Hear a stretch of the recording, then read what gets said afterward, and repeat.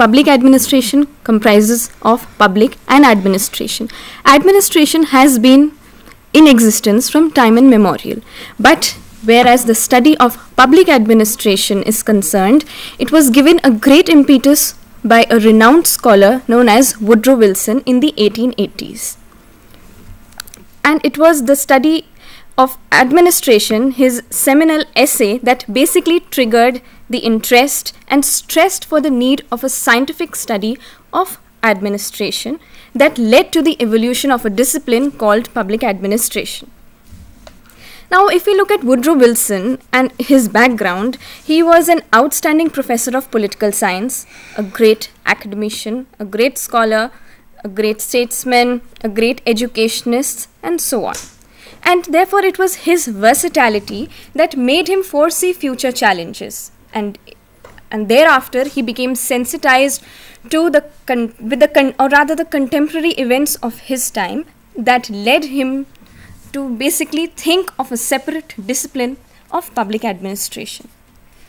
So, if we see Woodrow Wilson, he gave a new dimension to the study of public administration, and as I already mentioned earlier, with his famous essay, The Study of Administration. It is very important because what we are talking about today is ecology and governance. So it is very important for our students to know that any theory or discipline or approach does not evolve in isolation. It is affected by various factors that are prevalent in the society, and these factors may be either social factors, cultural factors, technological factors, political, economic, and so on. And so what was the case with public administration as well? Woodrow Wilson was also influenced by such factors that were central to the environment. And what was his aim that led him to the evolution of a discipline of public administration was that he wanted to reform the civil services that was prevalent in America in those times, and he wanted to institutionalize his ideas towards a separate study thereafter. He wanted to reform the civil service in America that began in 1883 with the Pendleton Act that gave way to corruption and the spoil system. And it brought in a lot of nepotism, and his idea was basically to reform the civil service and to introduce efficiency and thereafter streamline the delivery of services. So, firstly, if we take up Woodrow Wilson, what he talks about in his essay is the politics-administration dichotomy. Being a professor of political science, and moreover the environment, the scenario at that time was such that political science was basically considered with the formulation of policies, plans, and thereafter. And administration was not given a separate status, and it was considered as a mere clerical thing. It was just considered as works being done by the clerical staff. But with the growing complexities of the state and the widening of the functions, it was Woodrow Wilson who felt that politics and administration have to be segregated. They cannot be treated as one, because political science is just related with formulating, whereas administration should be related with implementation. So he laid stress on the implementation aspect of administration, and thereafter he assigned the task and developed the discipline of public administration, which consisted of implementation of these programs and policies that were designed by the political scientists. So that is how he said that no, it is very important to segregate politics and administration. One consists of mere formulation and the other has to consist of the implementation of such plans and programs. Next, another vision of Woodrow Wilson that we talk about is that he wanted to establish administration as a separate science. And this was already happening in Europe, and there were French and German academies that they were influencing the development of an administrative science. So Woodrow Wilson also was inspired by such developments that were taking place in the European continent, and he wanted to give administration a similar status by radically changing its aims, thoughts, and thereafter its principles. Another thought or another vision of his that we study is that he wanted to bring in the comparative method of administration. That is, that he wanted to, what this comparative method means, that he wanted to extract the best of all the worlds and the best thing that could be suitable to his kind of state, to his kind of society, but keeping in mind the present environment also. It is not that he just wanted to pick up the best of all worlds and apply it to his state. No, he said that the environment of that particular state also has to play a major role while adapting other situational aspects of other countries also. So when we talk of ecology and governance and we talk of Woodrow Wilson, so he is a very important thinker who laid great stress on the environmental aspects also. That is how he came up with his politics administration dichotomy. That is how he came up with the development of administration as a science. That is how he came up with his comparative method. And he was of the view that he has to extract the best from all the worlds, but without importing their autocratic spirit. So, keeping these things in mind, he wanted to give a separate status to the discipline of public administration, although it started with a self-conscious inquiry on behalf of Woodrow Wilson, but various factors that are attributed to the environment played a major role where the discipline of public administration is concerned and where it exactly stands today. Now, another scholar who contributed to the classical school was Henry Fayol. Henry Fayol was a contemporary of F.W. Taylor, and it is considered that his writings preceded that of Taylor. Now, he contributed significantly to the corpus of management concepts, and he is considered, Taylor is considered as the father of scientific management, but we generally take up Fayol or consider Fayol as a pioneer of these scientific management principles. He was basically a graduate in mining engineering, and he worked in a mining company. And he later on led to the success as he took on the directorship of that mining industry. He took it to great heights, and this success and his contribution can only be attributed to his personal traits, which again was due to some external factors that played a major role. Now, if we talk of the environmental aspects that led Fayol to contribute or to evolve a theory of management or contribute to the corpus of management, was that he was motivated greatly by the Cartesian philosophy and Adam Smith's writing on the division of labor. So, where management was confined to industrial undertakings and he belonged to that era rather, where management was confined to industrial undertakings and public administration was confined to governmental activities. But he outrightly rejected such a division, and he felt that nothing was more specific to an industrial undertaking or to governmental activities. What he propagated was that there were a universal set of principles that were applicable to any kind of a functional or organizational setting, irrespective of a commercial undertaking or a governmental undertaking. So he presented his ideas in the context of industrial undertakings in the first phase of his contribution towards the corpus of management, and he divided these activities into technical activities, commercial, financial, security, accounting, and managerial. So if we talk of again the environment that motivated him, he wanted to decrease the overlapping of functions that was taking place in a managerial organization. So basically he started with first classifying categorizing what the organizational functions were, and then secondly he came on to the functions of management. That after categorizing, okay, these are the functions of an organization, then he came on to categorizing the functions of management.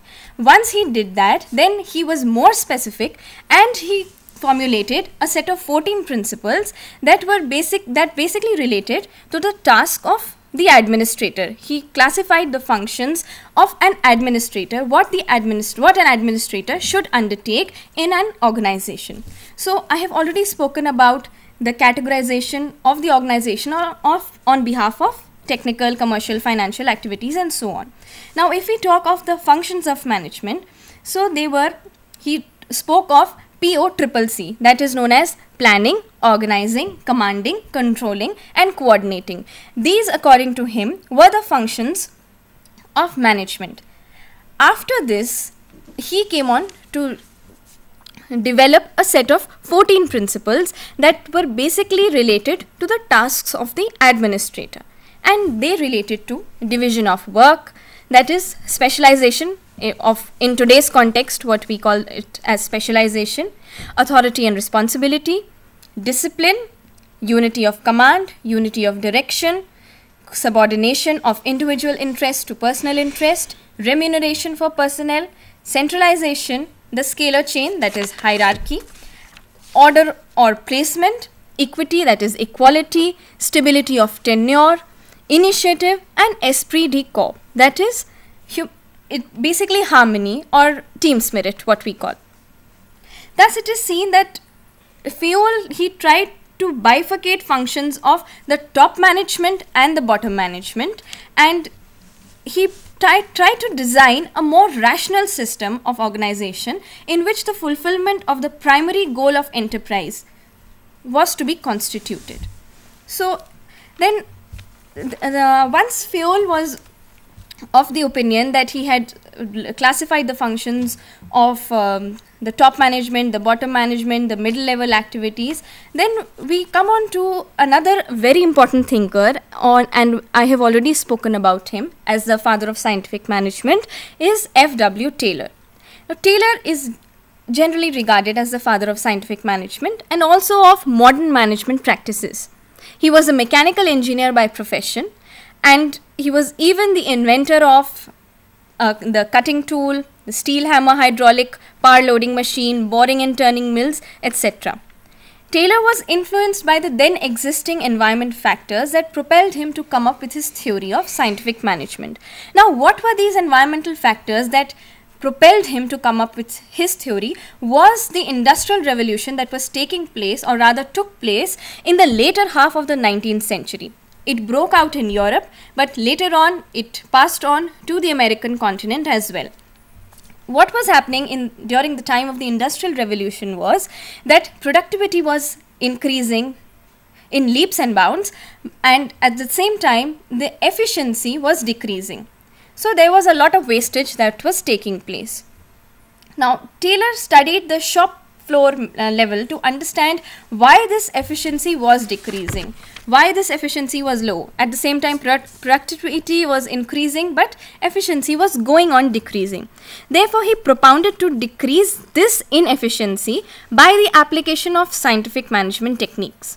And he believed that management was a true science and assumed man to be an economic man. Taylor's main aim was to promote, as I have already mentioned, organizational efficiency in order to reduce the wastage of manpower and other resources as well.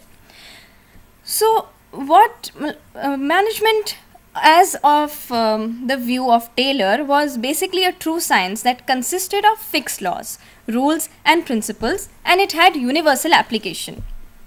So, Taylor was of the view that if these principles are applied in any organization, they will help in carrying out activities through well-established methods and in order to get predictable results.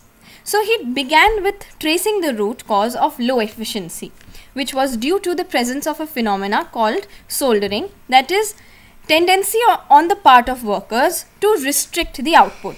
This was the main cause that led to the inefficiency. So, he decided to increase efficiency by decreasing soldering and with the application of time and motion studies. But basically, he laid stress on 4 principles of scientific management. The first being the development of a true science, which meant developing or choosing the one best way of doing work.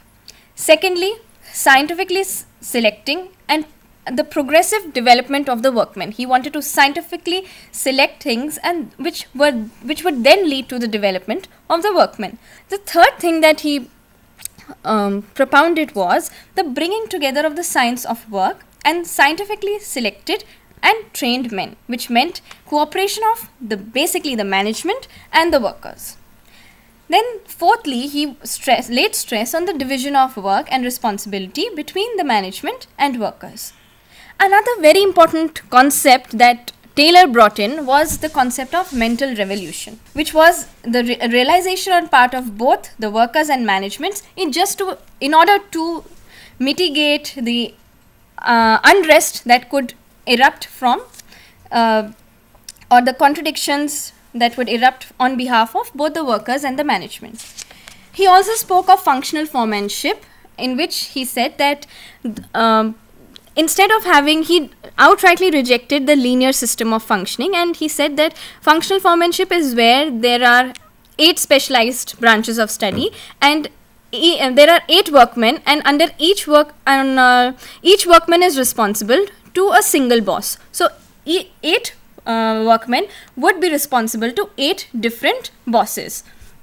So, and with this he developed some more mechanisms to serve his principle of scientific management, that was the differential piece rate plan, the bonus system, the exceptional principle, standardization of tools.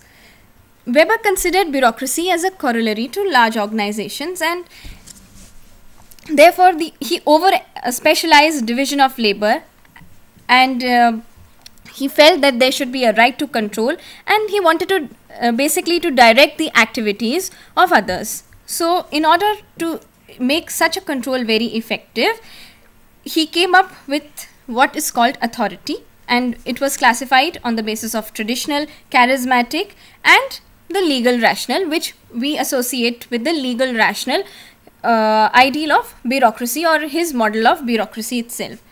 And then he spoke of, in his concept or in his idea of bureaucracy, he spoke of impersonal order, that his bureaucracy should be based on impersonal order, it should be based on rules, there should be a sphere of competence, a chain of hierarchy, and personal and public ends should be segregated, it should be based on written documents, and so on.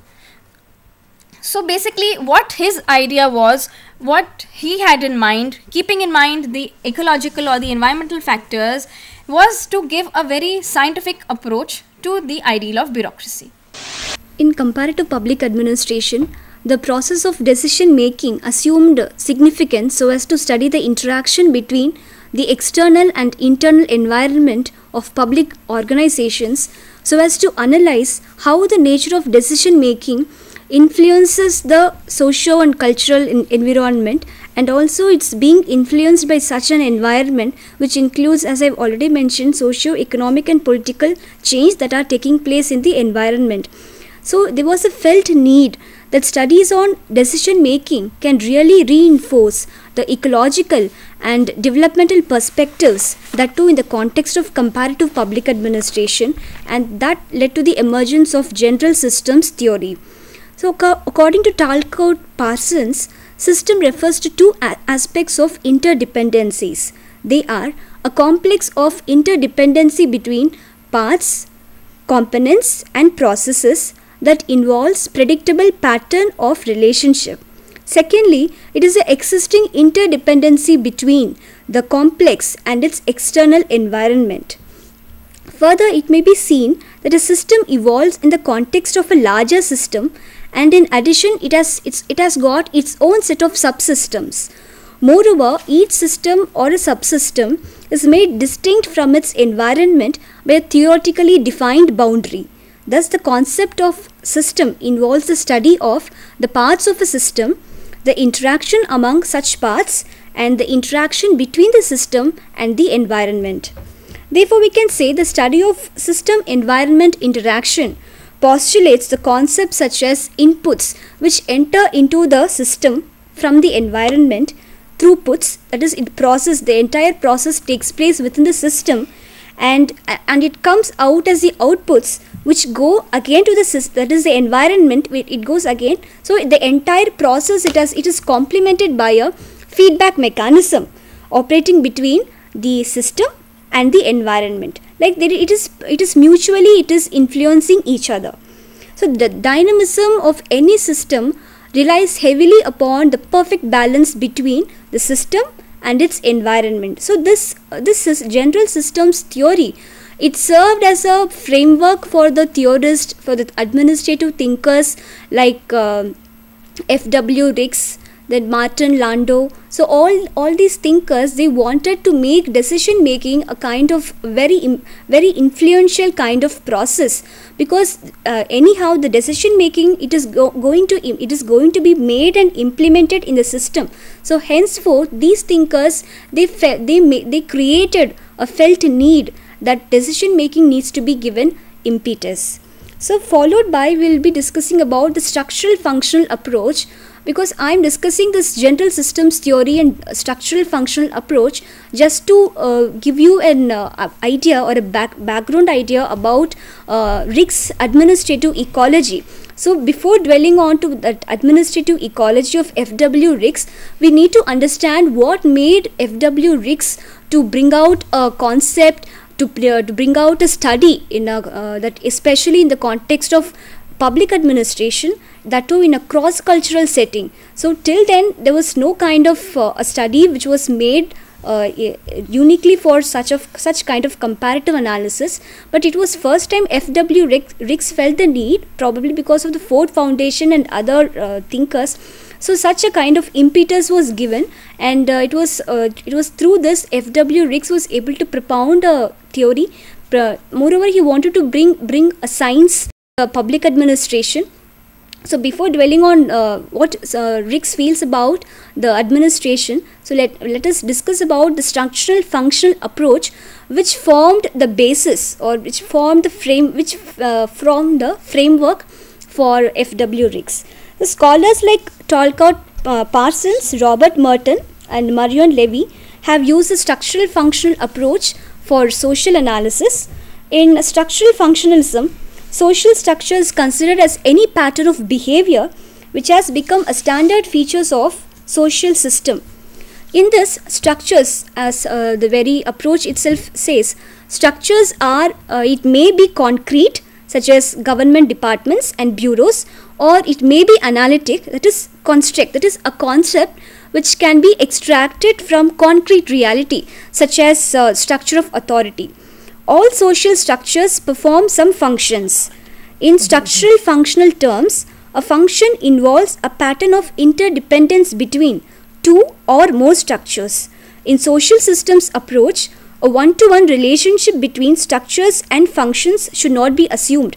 That is, a social structure may perform more than one function, and likewise, a function may be performed by more than one structure as well. Though structural functional approach assumes that not all kinds of functions are performed in all societies, yet these thinkers believe that there are some structures and functions which are to be considered as requisite or prerequisites for survival of any society. In comparative analysis, functional requisites provide a basis for comparative research involving cross-environmental settings. In public administration, it was Dwight Waldo in the year 1955 who suggested that structural functional analysis might provide a framework for constructing a model for a general type of administrative system. In fact, Waldo's suggestion was first followed by F.W. Riggs when he used that typology called as agraria and industria. Though other scholars were also influenced by structural functional approach, it was Riggs who was strongly influenced by the structural functional approach, especially in terms of comparative public administration.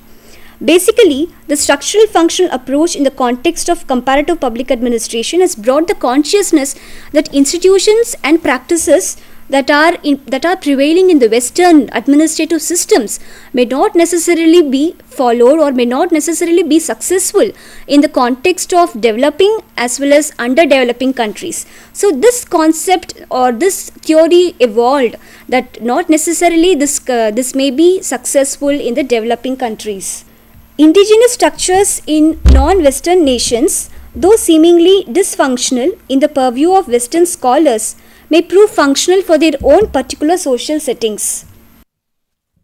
The ecological perspective of public administration by F.W. Riggs gave a new approach to the study of public administration in a cross-cultural setting. In fact, Riggs based his survey in the fields of socio-political, communication, economic and cultural domains, and study the systems of USA, Siam, Philippines, Thailand.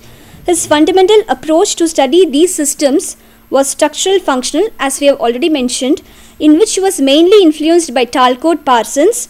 Moreover, he used the framework typology called as Agraria, Transitia and Industria typology to analyze these systems in an ecological framework, and further he tried to segregate. Fred Rix was one of the first scholars to point out that man is a product of his environment, and so also his political, economic and social institutions. Rix had observed how the effort to improve the administrative system in developing countries through the adoption of Western institutions and methods of training had failed. Though these institutions had succeeded very well in Western countries, there were many anomalies in terms of functioning, especially in the context of developing countries. So Rix wanted to study the strange phenomena of apparent irrationality that is existing between these systems. He found that attempts to import Western concepts into the non-Western world had resulted in superimposed institutions, that is, coexistence of indigenous institutions of a traditional type in a complex pattern of heterogeneous overlapping.